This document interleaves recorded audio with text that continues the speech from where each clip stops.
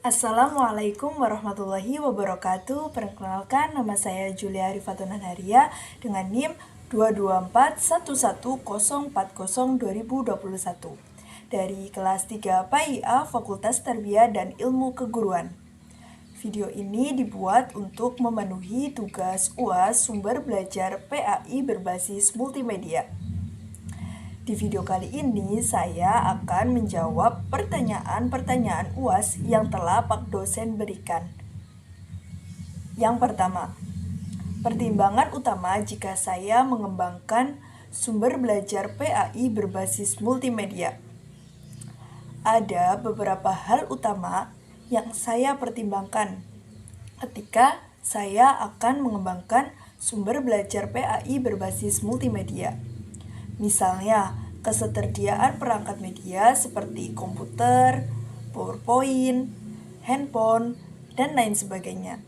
Sehingga kita bisa memanfaatkan perangkat-perangkat tersebut untuk pembelajaran PAI yang interaktif, seperti untuk menampilkan video, gambar, grafik tentang pelajaran yang akan disampaikan, kemudian menampilkan PowerPoint, rekaman audio, dan konten-konten yang dapat membuat minat belajar siswa meningkat. Dan siswa juga tidak akan merasa bosan dengan pelajaran yang disampaikan. Kemudian pertimbangan yang selanjutnya yaitu memastikan konten multimedia yang kita berikan sesuai dengan kurikulum PAI yang berlaku serta sesuaikan tingkat kesulitan materi dengan perkembangan peserta didik. Dan kita juga mempertimbangkan pembelajaran multimedia agar dapat diakses secara fleksibel untuk mendukung pembelajaran jarak jauh agar dapat diaplikasikan ke dalam pembelajaran online. Referensi ini saya mengambil dari Asela SAAS DKK, peran media interaktif dalam pembelajaran PAI bagi gaya belajar siswa visual, Jurnal Inovasi Penelitian 2020. Kemudian yang kedua, jika saya menjadi guru PAI, sumber belajar berbasis multimedia apa yang akan saya kembangkan untuk pembelajaran fikih, SKI, dan akidah akhlak? Kemudian bagaimana bentuk dan penggunaannya, dan pilih satu tema atau capaian pembelajaran untuk setiap mata pelajaran tersebut.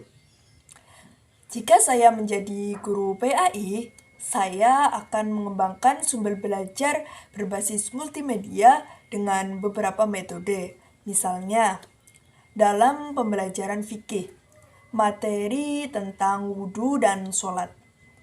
Di sini, saya akan memberikan video tata cara wudhu dan sholat yang baik dan benar kepada siswa, sehingga para siswa akan lebih mudah mengerti gerakan-gerakan wudhu dan sholat, agar para siswa tidak salah lagi ketika mempraktikannya dengan adanya video tersebut, saya sebagai guru juga akan lebih mudah untuk menjelaskannya kepada para siswa. Dan begitu juga ketika materi doa-doa sholat. Saya akan menggunakan rekaman audio yang berisi tentang doa-doa sholat. Kemudian dalam pembelajaran SKI, misalnya materi tentang Khulafaur Rasyidin, saya akan membuat PowerPoint yang berisi tentang model kepemimpinan Khulafaur Rasyidin dan faktor-faktor yang melatar belakanginya. Kemudian saya juga akan menampilkan sebuah film tentang Khulafaur Rasyidin kepada para siswa agar lebih memahami materi yang diajarkan. Selanjutnya dalam pembelajaran akidah akhlak, misalnya dalam materi akhlak terpuji dan akhlak tercela. Saya akan memberikan video yang berisi tentang salah satu kisah, misalnya kisah Korun yang sombong dan kikir. Nantinya, para siswa setelah menonton kisah tersebut Saya akan menjelaskan apa saja sih sifat-sifat tercela yang dimiliki oleh Korun. Kemudian misalnya sifat terpuji ya, kisahnya Syuti Masyutoh yang sangat teguh pendirian dalam memeluk agama Islam. Dengan begitu, nanti para siswa akan lebih memahami materi yang saya sampaikan karena mereka bisa melihat sendiri implementasi dari kisah-kisah tersebut. Yang ketiga, apa yang dimaksud dengan artificial intelligence dan apa saja karakteristiknya? Bagaimana pendapat saya jika artificial intelligence tersebut digunakan dalam pengembangan sumber belajar dan juga dalam pembelajaran? Ada beberapa definisi atau pengertian dari artificial intelligence. Yang pertama itu menurut Jaya. Beliau menyatakan bahwa artificial intelligence atau AI atau bisa juga disebut dengan kecerdasan buatan merupakan salah satu bagian ilmu komputer yang membuat agar mesin komputer dapat melakukan pekerjaan seperti dan sebaik yang dilakukan oleh manusia. Kemudian menurut Bambang, artificial intelligence itu merupakan bidang ilmu komputer yang mempelajari bagaimana membuat komputer yang memiliki kecerdasan layaknya manusia, seperti kemampuan mengenali pola, kemampuan belajar, dan kemampuan dalam mengambil keputusan. Dari definisi tersebut bisa ditarik kesimpulan bahwa AI adalah sebuah program komputer yang memiliki algoritma yang berfungsi untuk dapat mempelajari data dan menggunakannya untuk dapat melakukan proses berpikir dan bertindak seperti manusia. Saya mengambil referensi ini dari papahan analisa pengaruh implementasi artificial intelligence dalam kehidupan manusia dalam jurnal Sistem Informasi dan Informasi Komputer. Selanjutnya ada beberapa karakteristik AI yaitu seperti pengembangan fitur. Performa AI itu sangat bergantung pada pengembangan fitur yang benar daripada yang salah. Kemudian yang kedua karakteristiknya yaitu adanya algoritma pembelajaran. Algoritma ini digunakan untuk melatih mesin agar dapat memahami pola dan mempelajari informasi dari data yang diberikan sehingga AI dapat membuat prediksi atau pengambilan keputusan. Kemudian karakteristik yang ketiga yaitu adanya jaringan syaraf tiruan.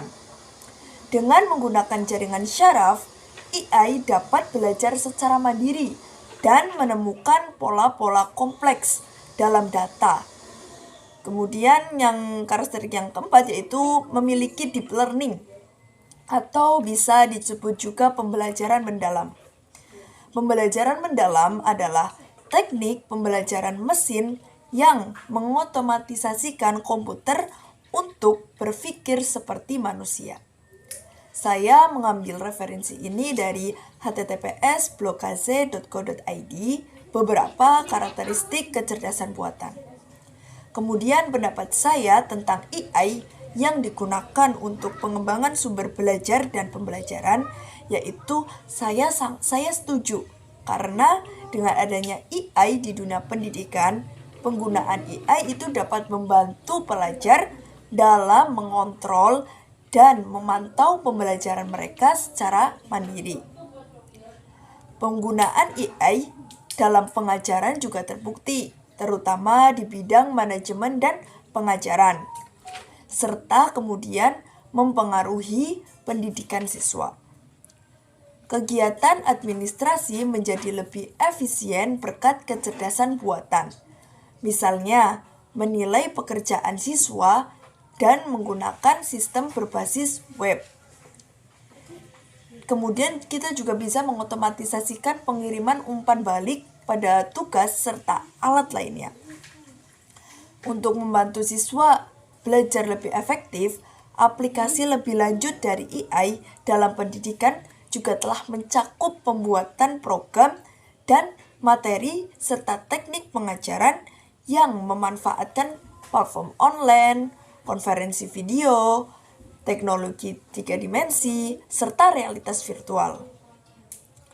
Murid memiliki tingkat keberhasilan akademik yang lebih tinggi berkat pendidik yang lebih kompeten dalam memanfaatkan AI. Kecerdasan buatan juga dapat mendorong peningkatan masuk ke pembelajaran dengan menghilangkan hambatan untuk pendidikan. Platform online juga dapat meningkatkan suasana kerja bagi guru dan juga siswa. AI juga dapat dimanfaatkan sebagai alat evaluasi untuk tugas kelas serta tes yang membebaskan waktu bagi guru. Selain itu, ini membantu siswa melalui berbagai jalur kurikulum dan menyesuaikan pembelajaran dengan kebutuhan mereka. Referensi ini saya mengambil dari Manongga, Daerah Harja, Dampak Kecerdasan Buatan bagi Pendidikan, Jurnal Bisnis Digital Interdisiplin. Itulah jawaban-jawaban UAS dari saya. Sekian, wassalamualaikum warahmatullahi wabarakatuh.